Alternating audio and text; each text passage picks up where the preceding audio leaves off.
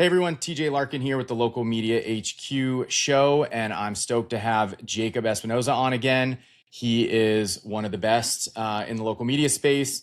He might be the absolute best in terms of on the social media side. So that's what we're going to talk a ton about today is how to leverage social media. So thanks so much for being here, Jacob. Really appreciate it. I love it, man. I'm happy to be here, TJ. You have absolutely built a resource for this community of new local media operators. Every time I'm on the podcast, I hear from somebody new that heard something, that learned something. So you're bringing people back. I mean, being over 1,000 subs on YouTube is no small feat.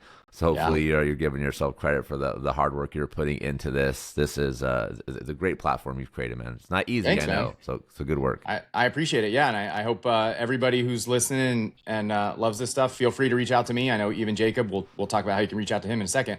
But yeah, no, that's cool of you to say, Jacob. You've been a key component. What is this, your third time I think on? Third time, always a good conversation. Yeah, and want to keep having you on because you're doing cool stuff. So before we get into it, what we're going to talk about, again, a lot of what we'll talk about is going to be social media, social first. You just launched something. Why don't you tell everybody first what you're doing, how you can help people, and then as they keep listening and learn more, they'll know that they want to go back to you about this.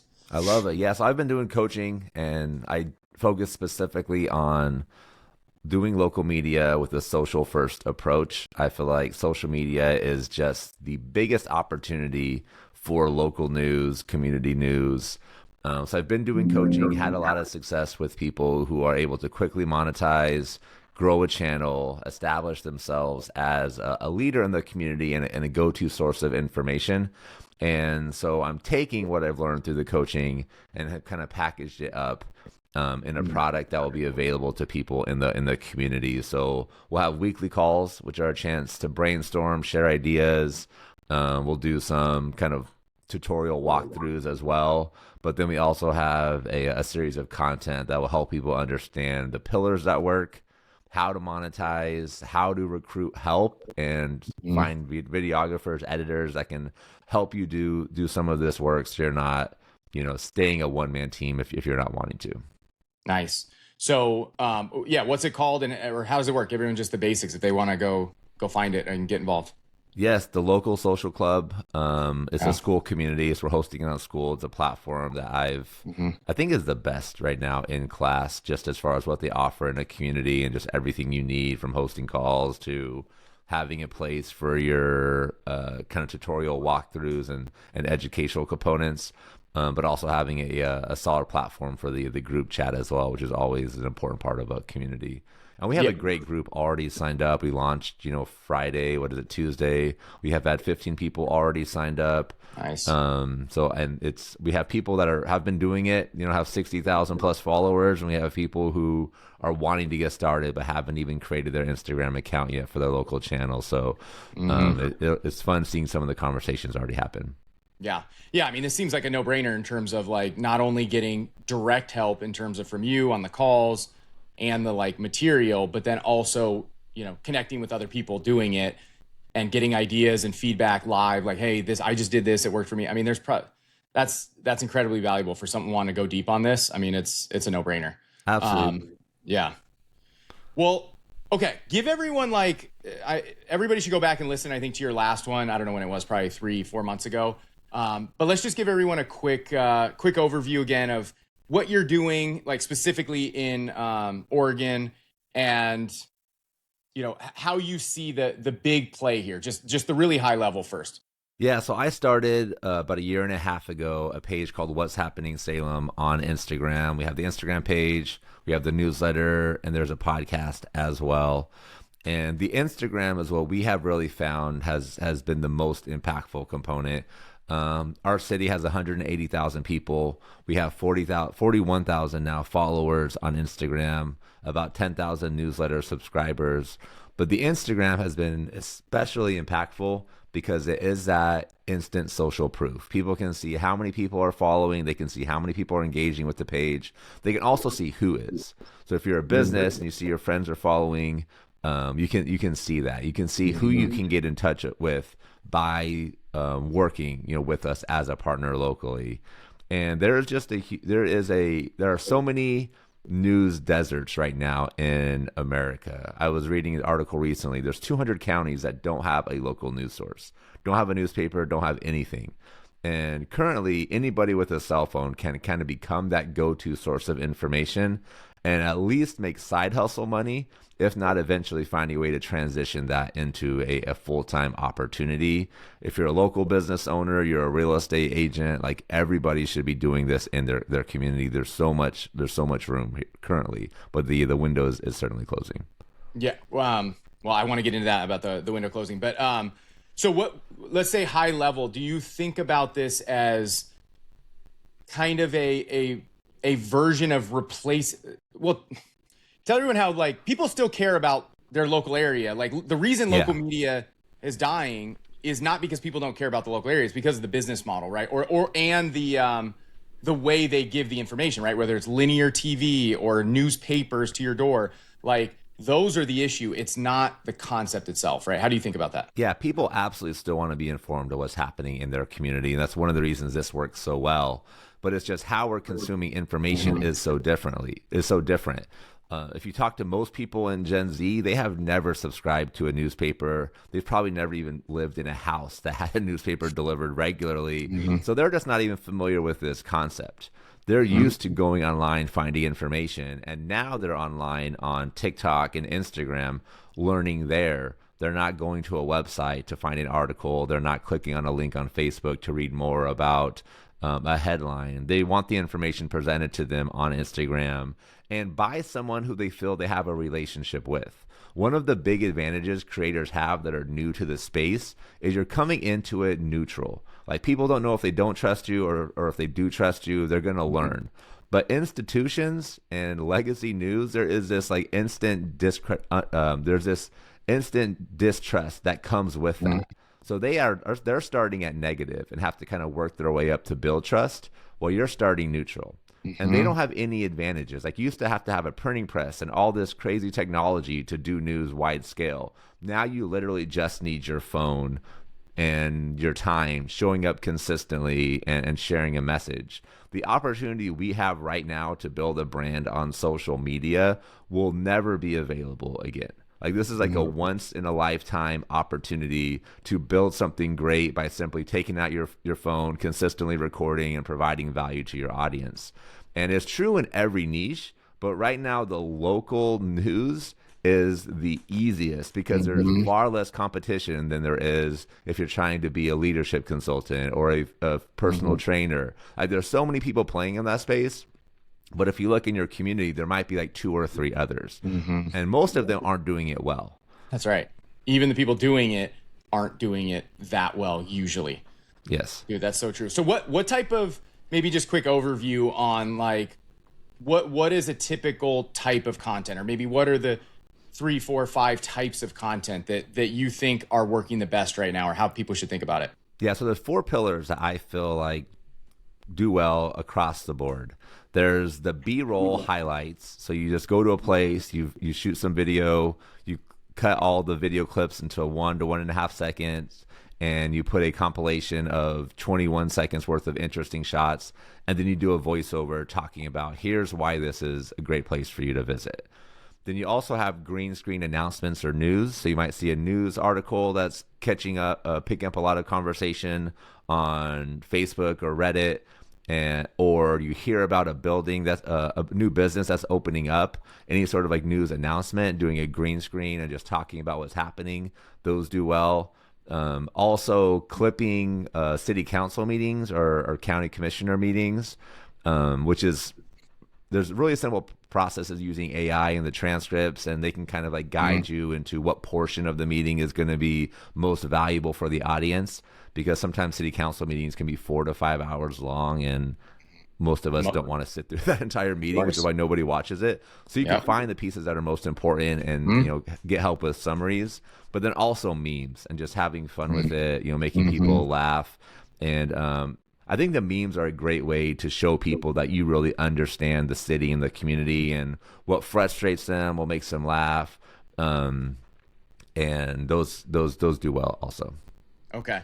Yeah, no, I think that makes a ton of sense. So what would you recommend for people wanting to get started? Again, it's easy enough to get started. You can do all this stuff yourself, learn CapCut.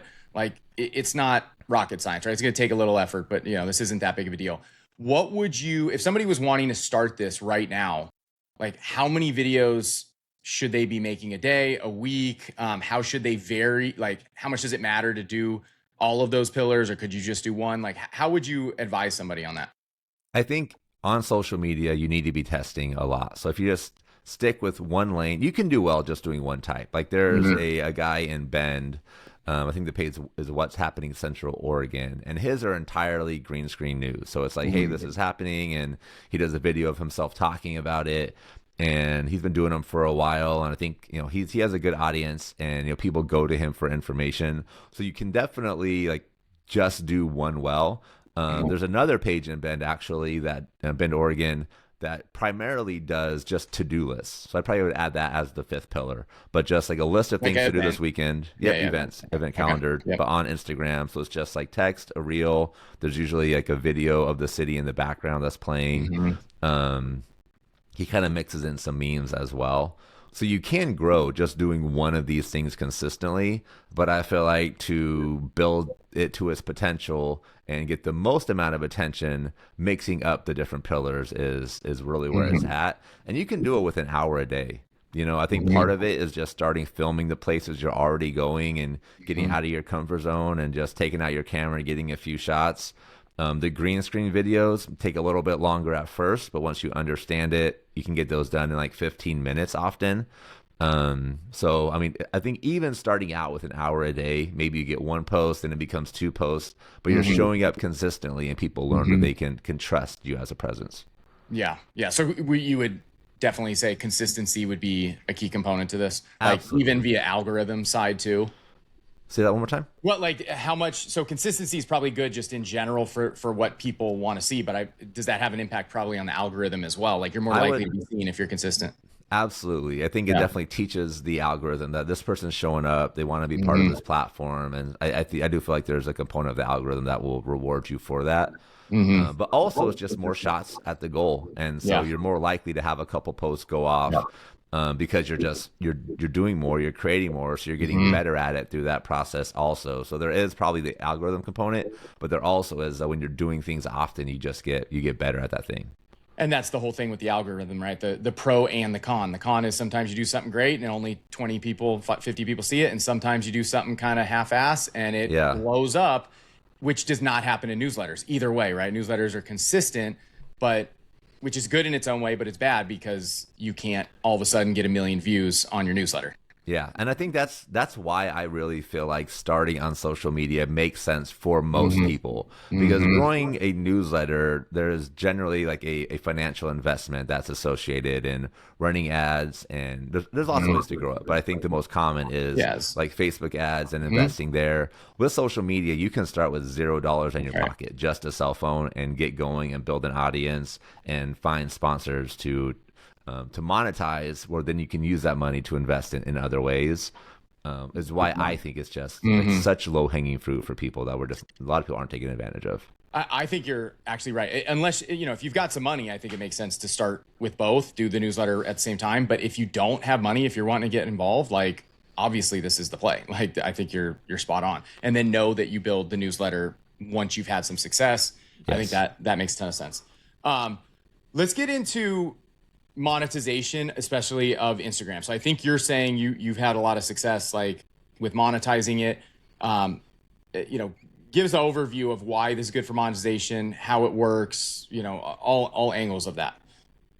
I have found the secret to monetizing is just posting about a lot of businesses, because competition will want you to feature them as well. So it's been common that I'll feature a business and have their competitor reach out like, hey, like we would love to, be on your platform. What does it look like? And we have specific packages that will offer exclusive, where it's like, hey, if you're part of this investment, then, we'll kind of make you the business that's featured in your industry. I think you have to be careful about what industry you're doing that with, because it does limit your ability to, highlight your city in some capacities. But especially when you're getting started, the best way I have found is just highlighting lots of businesses and just trusting that other people are going to want to see it. Because if I think every business right now kind of understands like we should be doing something on social media. We just don't know how to do it. Like maybe we're 300 followers, we're trying to get to 1,000. All of our posts get 400 views, and then they see their competition getting 20,000 views, 10,000 views on a post, and they want to be part of that. And part of the value of building this type of a page is you're also building the skill of making social media. So when somebody brings you on, you understand how to make content that's going to be engaging for your audience, and you can include that skill as your pricing. 100%. I mean, we don't have to go down too far on this, but it's relevant because I just had Justin Moore on, who's a really good sales guy for sponsorships. Yeah. And one of the things he brought up, and again, especially for people who are just getting started, like trying to figure out how do I get to 100K a year? Like I want to quit my job. I want to get to 100K a year. And I think related to what you said, if you learn the skill of social media by doing this, that when you're trying to sell ad packages, that you can also incorporate almost a kind of pseudo agency angle of, okay, so I'm going to give you, one reel a month or one reel a quarter on my page, but I can help you make one reel a week for your own page, or I can, so it's like, you're not totally a digital marketing agency. It's like a halfway digital marketing agency. Like I'll create content for you that won't be posted on my page and only post some of it on my page. I don't know. Have you thought about that? Do you do that? We actually have started doing that recently. You do that? Okay. So it's, like, hey, one post a month on our page. We'll make this many pieces of content. And it's not it doesn't cost a lot extra to create that extra content because if you're doing it yourself, you're already there, so you're filming it. When you get to a place where you're hiring a videographer, you just include it like, hey, in this hour, we need to get content for this, but we also need to get content for these things. So it doesn't cost a lot extra, but it's such a huge additional value for the person you're working with, where they get the distribution on your page, but they also get these additional pieces of content that they can feature on their own pages because like we said before, like business owners generally know I should be doing something on social media. They just don't have time for it. They're running their own business, and it's just like that one extra thing that always kind of falls off the plate. You can come in and help support that, which is just another way to deepen that relationship. Totally. Yeah. I think, again, some people would say, you get too distracted doing that, which may be true. But if you're just doing it in your own town and you've got some time and you want to make as much money as you can quickly, like I think that's the play, is to incorporate that angle of it, because it becomes, to your point, a no-brainer. Smart business don't have a marketing person. They don't understand it. They've got too many other things to do. So if you basically just include that you're going to do that, it's worth you take it from a maybe offer, like, yeah, maybe I should do this, to a no-brainer, right? Like you're going to do all that for me for only this much. Exactly. I get benefit here and here. Like it kind of becomes a no-brainer. I think especially as you're just getting started and you're figuring out, how do I make this a full-time thing? Like you have the time to make some of these things happen. And so it's just a matter of, all right, let me just make this a really easy yes for you. So instead of this being a $500 yes per month, now this is $1,500. And it can kind of go up from there depending on what you're offering. Yeah, totally. So as far as monetization, so you said, just featuring a lot of businesses, you're getting inbound from that, right? Let's say now part of that is because you already have a massive audience, right? So what would be your recommendation for people who are just starting or small enough that, like, yeah, they should do that. They'll probably get some inbound, but they have the time and energy to, they need to go after clients. Like, is there any insights or thoughts on people who have 2,000 or 4,000 followers and are really just trying to monetize at the beginning? I think it's just having lots of conversations, like making friends, making quality content. Like just focus on getting really good at your craft, make a lot of content, because through the reps, you're going to get better.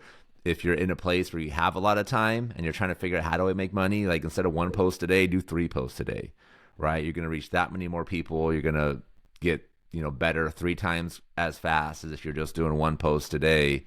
And don't be afraid to charge for your work. I feel like it is uncomfortable for a lot of people to put a price on what they're asking. And it's not uncommon for people to charge $300 for a reel that maybe looks really nice, but it's going to get 200 views because the person making it is not does not make content for Instagram. They make content that looks a certain way. And so if you can come in with the skill set of making content that's going to get 10,000 plus views because you understand a hook and how to make things visually interesting, that's just a skill set that you can include as part of your price. Yeah. And I think just getting started, it feels good to say yes to any money. Maybe it's $200 first. Like, that feels good to get that first check coming in because of something that you created. But then don't limit yourself there, right? Because you got to think of the amount of value you're bringing some of these businesses. Like, we did a post for a roller rink that's in Salem. It's like a Friday night thing. It's kind of like a pop-up style. It was just a post I did. It wasn't a paid partnership, but they sold out like 3 days after that. So if you're bringing people attention and the product is good, something your community is going to be interested in, that's going to drive a lot of business that way.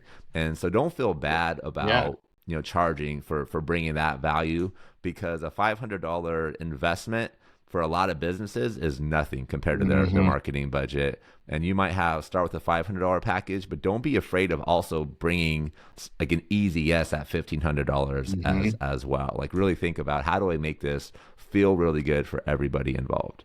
Yeah, totally. Love that. Okay, let's talk, because this is actually especially relevant for me, and because you already mentioned at the beginning. So for anyone out there who doesn't want to do it themselves, isn't capable, maybe they got too much going on, full-time job, whatever, but maybe they get this, or maybe they've kind of started a little, like me, kind of doing it a little bit, but you just don't have the time to do it yourself.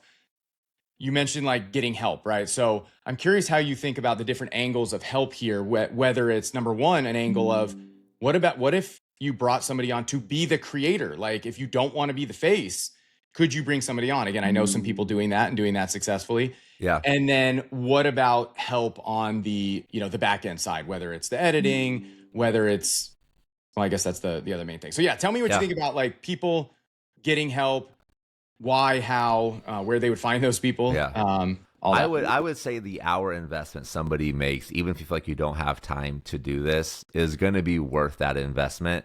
The superpower of this is you becoming the face. Like, you are the person people go to. If you delegate that out, you're also delegating out the influence. And maybe that's fine for somebody, but I think it's an important piece to keep as part of this equation. Yes. I think where we can delegate is like sending somebody to video a restaurant and like getting the clips.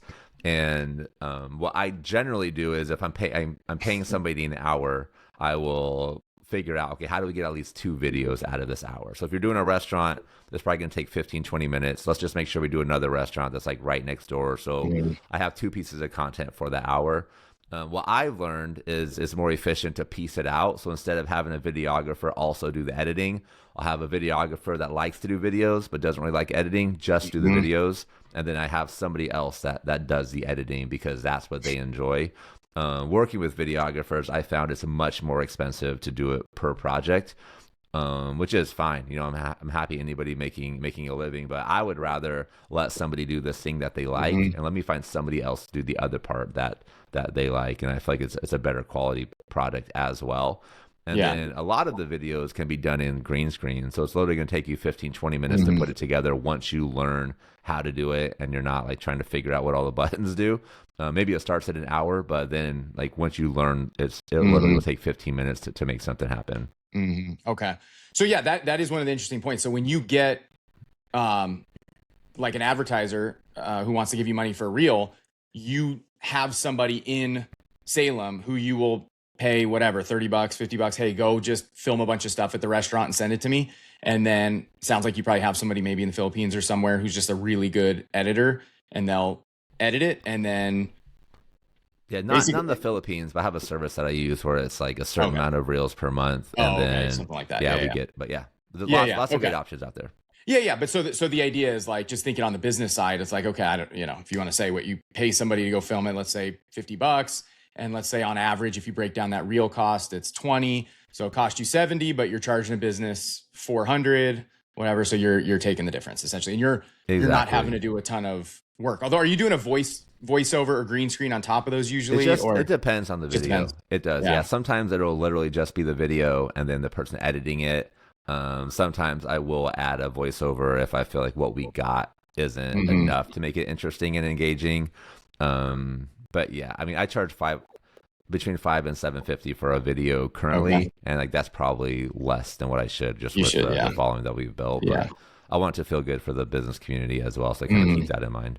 Yeah. Yeah. What about, have you ever tried or think there's a play to just ask the business to do it for you? I mean, I guess if they're paying you, you kind of don't want to ask them to. I guess that's more maybe if you're doing it for free. And Just like, also, look, there aren't yeah, like I generally wouldn't trust them to do a video I'd want to push on they my would do a good timeline. one. Also, Okay, so you're doing really quality ones essentially with these videographers. yeah, I want it Okay, to, yeah, I want it to look good and for it to be something that pumps the algorithm and people share and it keeps people coming back to the page. Because I'll get tagged and stuff sometimes where people will ask to collaborate and it's just like a Canva template and I'm not going to post that on my page because nobody's going to share it and that's going yeah, to, yeah. I That want makes to make sense. sure I want to keep the audience in mind for sure when I'm posting things.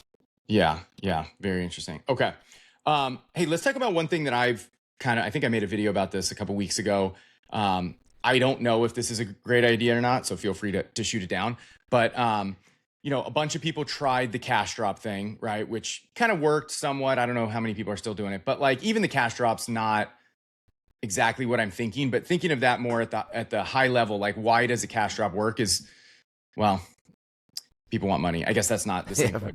But yeah, the idea of the like local Mr. Beast is what I called it, right? Like the local Mr. Beast angle. And when I think of Mr. Beast, I don't watch him at all. So like sometimes I just guess from what I hear on My First Million when they talk about him all the time, hmm is a lot of what he does sometimes is this like ultra positive stuff, right? It's like, oh, wasn't there something like I helped 5,000 people get eye surgery so yeah, they're not blind anymore. Okay, obviously, so the idea is just taking that mentality of using the viral mechanics, the things that work nationally, bring it locally. And especially the coolest part is if you can do it in the like helping people way, like this literally like giving people money, giving them free stuff, yeah, things like that.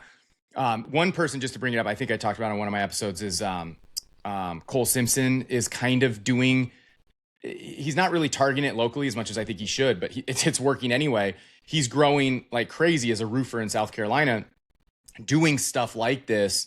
And so, my thought is like, why would this not work for us to just do random, positive, fun things that have viral mechanics? So what do you think about this? absolutely. That is social media. Like, so my friends Colin, Oren, and Alex, they run the Cut 30 program, which Mm-hmm. is short form video, and like they're best in class at what they do. And that's one of the big things that they teach is like find somebody that's good at any niche, look at their best performing content, and then figure out, okay, how do I make this for my niche? Yeah. And the value with local is that there's nobody in your city that's doing this, right? There's Mm-hmm. lots of Yep. like personal trainers that are doing this. There's lots of like whatever popular, niche. But people in your city aren't doing this. So it's easy for you to take this approach. I think the piece I would add to it though is how are we also keeping our community informed? Because if it's just an entertaining piece, like that's great. But to really get the buy-in and become that go-to source of information, I think there is a component of needing to also educate people. And sometimes it's just a balance. Like every post doesn't have Mm-hmm. to be news. It's good to do the Yes. fun stuff, the funny stuff Yeah. also. But just making sure that like whatever you're doing is true to your mission. Mm-hmm. Because if you go viral for a post that has nothing to do with your city, it can almost be negative because then Instagram's going to start sending your content to the wrong people, and Mm-hmm. that'll hurt the algorithm because they don't care about the school board meeting or whatever. They just want Mm-hmm. to see the funny video. So I think there's a good balance to it. Yeah, yeah, yeah. I definitely agree. You could actually succeed probably doing only this, but to your point, it would be a different type of success. It wouldn't be the Yep. success that we're talking about. But yeah, I mean, I love what you said about the 4 pillars, five. Maybe this is a 6 pillar, right? Of like viral videos. You should be doing all of them. Like that's what I want to do. Is I want to do all of these things, right? Yes.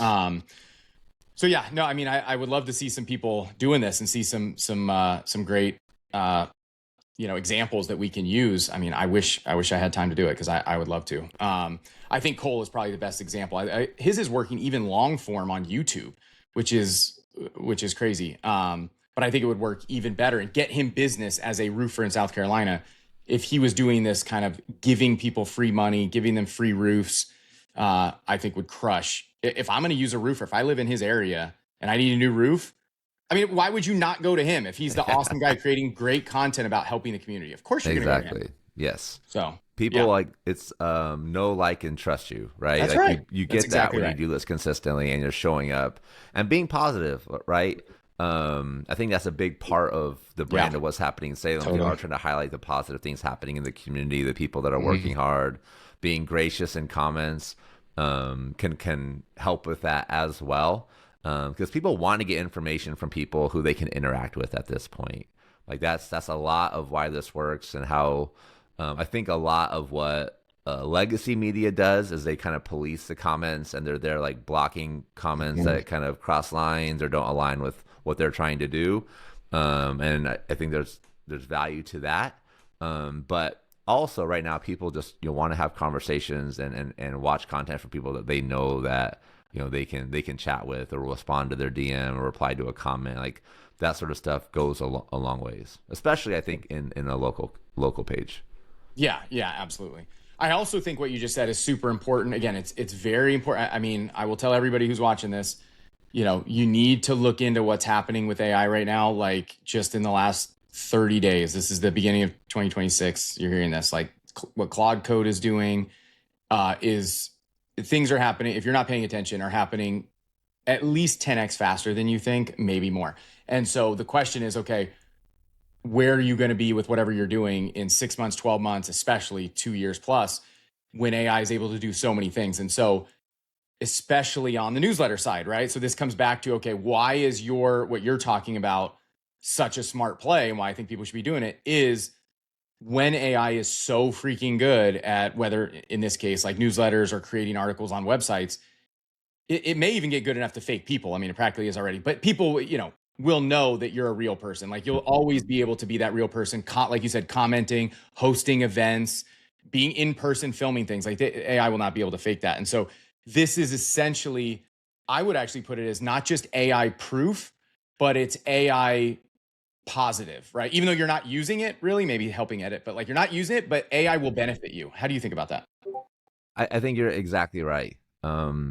Because we're going to need somebody finding information, doing research. We're going to need somebody bringing people together and where you can have a face-to-face conversation with and really building community, especially as AI makes content creation so easy. Like it's going to be easy for people to have this like infinite content loop where you have videos just being pumped out like infinitely, right? Like just Mm-hmm. it's going to be possible. It's already kind of happening, and I think it'll make it challenging to stand out in a lot of niches. But when you have somebody who you know is local that you trust, because they were there for you before all this Mm-hmm. happened, regardless of how the platforms change, because like they always evolve, and I think Meta's done a good job for a really long time, kind of staying on top. But who knows, how things change.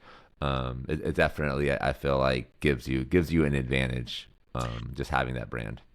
Yeah, and it's no matter what, to your point, like yeah, will Instagram die and something else come up? Like who knows? But what we do know almost certainly is that AI is going to grow and there's going to be, like you said, way more content. There's going to be way less trust, and people will want to follow people who they know, like, and trust.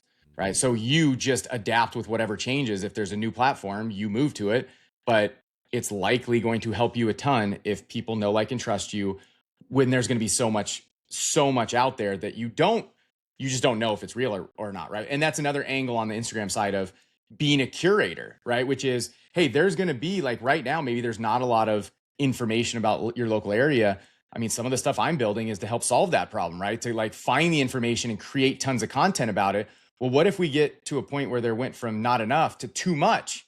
Then someone like you, now your job is like curating, hey, here's what actually matters. You know how you saw those 140 articles about what happened yesterday? Let me tell you the two things or three things you need to know. So that's going to be a key part of this too.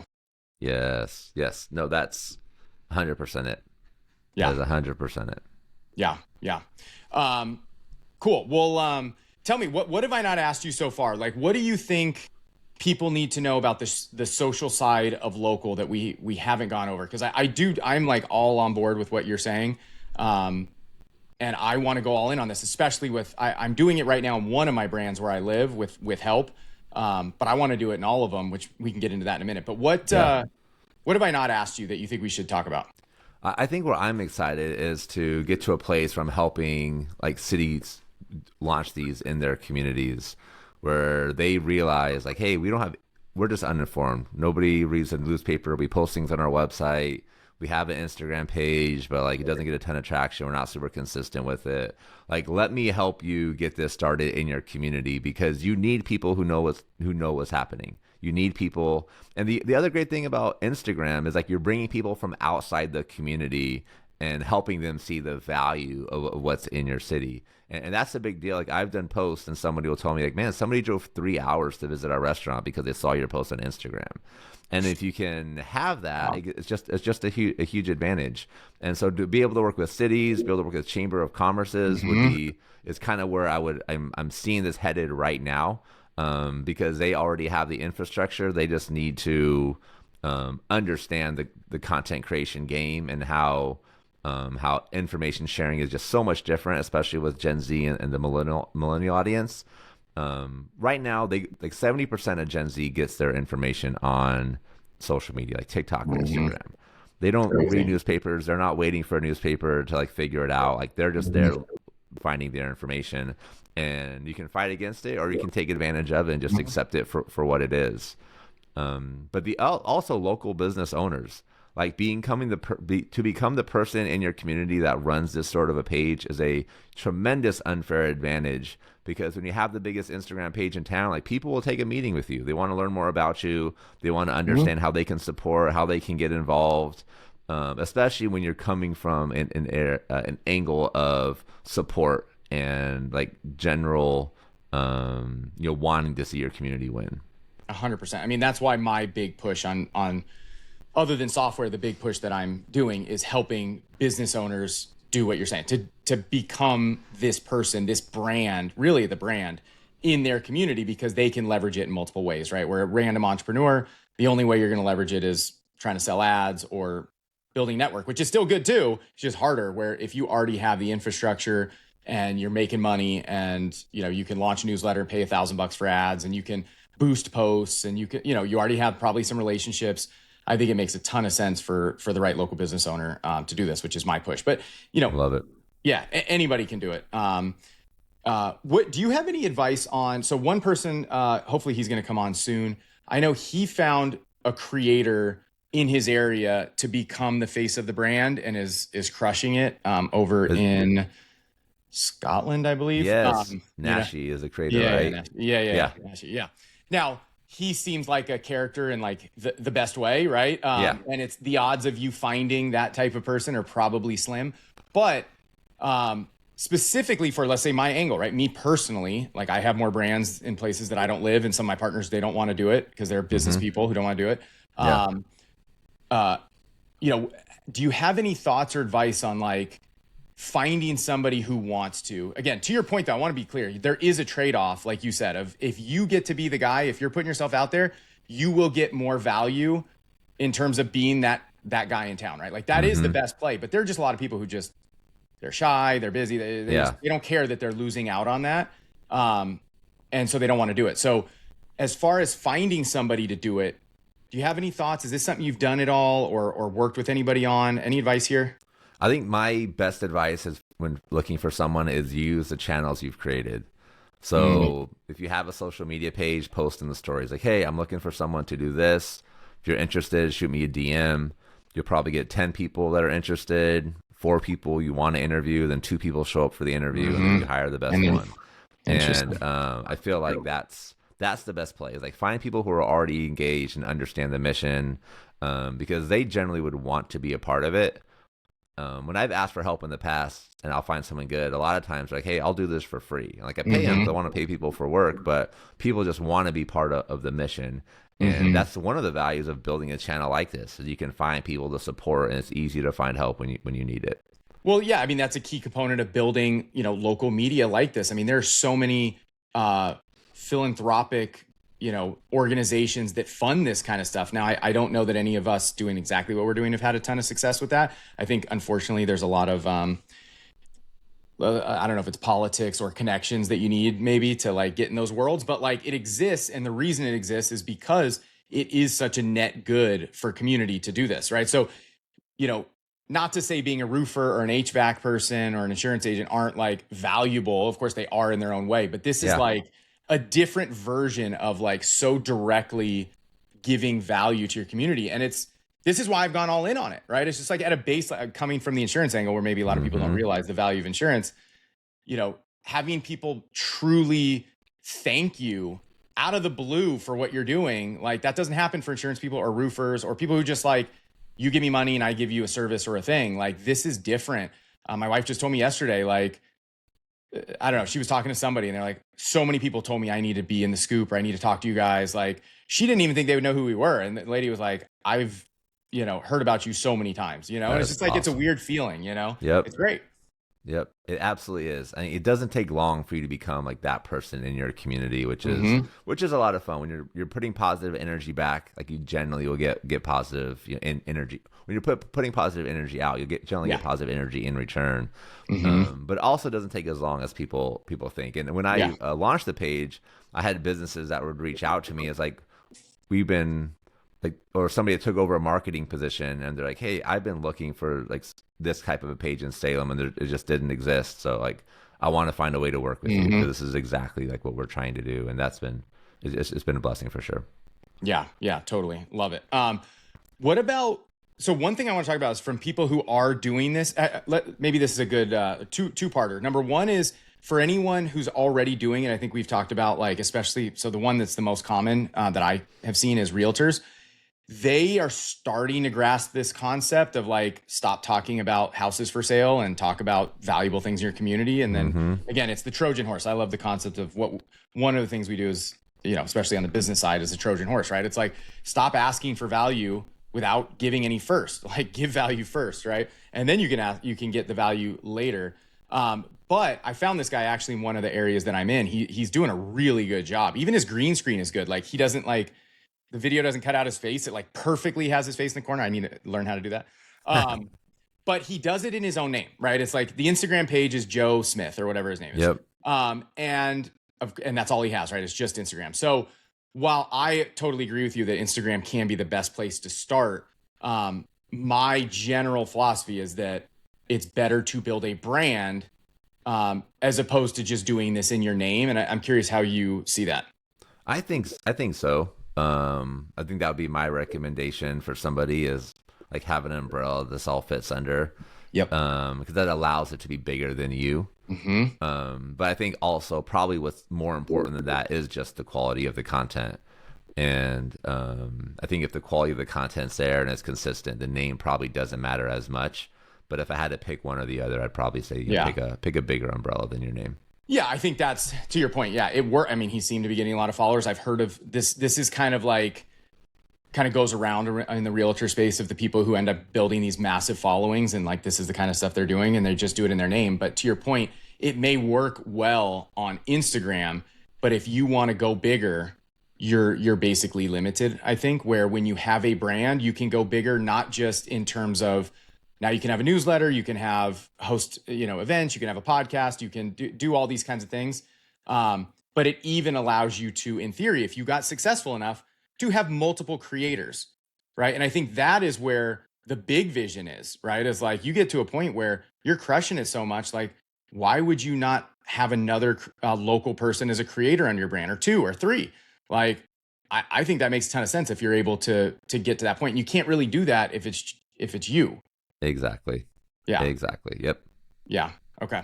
And then final question. What do you think? You mentioned at the beginning that this window is kind of closing. I'm curious how you think about, I probably can assume one thing you think, but there's probably multiple angles of this. How do you think about this opportunity as it is today, which we kind of have gone over, versus where it may be in 6 months versus where it will be in 2 years? And why do you think it will change? More people are finding the opportunity now. Yeah. They're jumping on. They're realizing like, all right, this works in my community, and the more competition you have, the harder it's going to be to grow. And I also feel though, like just because somebody else in your city is doing it doesn't mean that you shouldn't. Because if you think about how many people used to cover a city at a newspaper, like there were teams of people, right?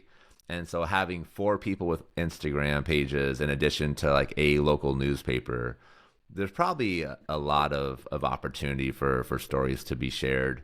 I think the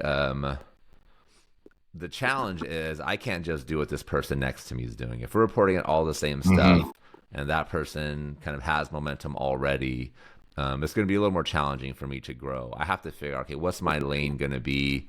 And it could be like maybe just pick a niche underneath the world of your city that I'm going to focus on.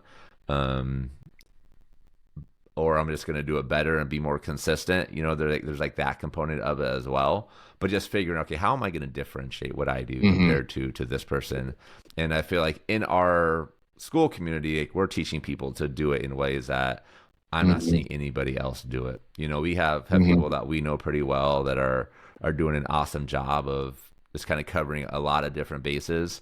And I'm excited for us to be able to share a lot of those highlights, with this community, focusing specifically on the social media component. Yeah, for sure. Yeah, and I think to your point, there's so many, again, local is a niche, but like there's so many sub niches or angles to it. To your point, like, oh, somebody's doing it, so what? Now, I think the risk, to your point, is like this is such an obvious good play that right now you might have 0, 1, maybe 2, kind of halfway doing it.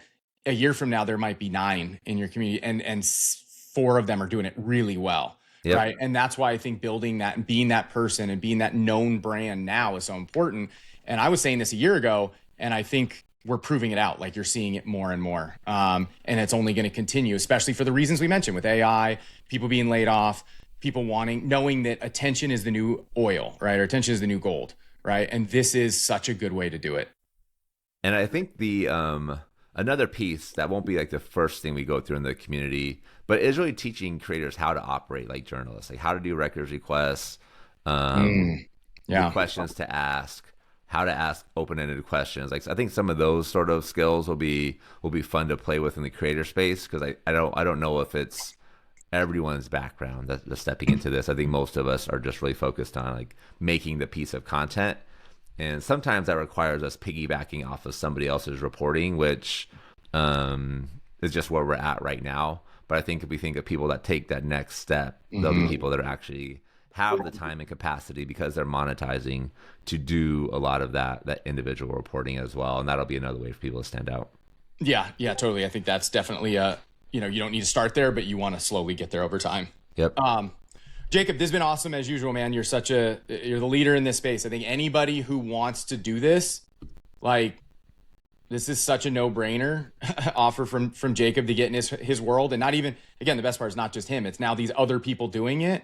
Like, holy crap. I mean, like I said, Jacob, for you specifically on the business side of what you're building, this is going to get way, way more common. Your TAM, your target audience, is going to get a lot bigger. So that's exciting stuff for you. But if you're listening to this right now in January 26th, you're early. So I'd urge you to take advantage of it. But tell everybody again, like, what the name is, or where they can find out more about what you're doing. Yeah, it's the local social club is what we've titled it. We have our founders round going right now. It's a school community. I'll shoot you the link. So it's school.com /the local social club. Okay. And we have our founders round going right now. After we get 25 members, the price is going up. We're already at 17. Once we get to 50, the price is going up again. So we're really offering a easy yes price because we want people in. We want to have proof of concept. We want to get the momentum building. But I mean, people we're working with are making good money with a limited amount of time spent. And it's just a valuable thing for cities to have. And so the more cities we can get in, the better connected we can be, the better informed we can be locally. That is, I feel, is just like my calling in life, and I'm running with it. Yeah, you really are. And you've done a great job kind of pioneering this. And I think you're going to have a lot of people following your lead. So if you want to have the best way to follow his lead, get in there and get it directly from the source instead of watching all the people who are going to copy him. All right, Jacob, this has been great. Thanks so much. Appreciate you, TJ. Yep. See ya.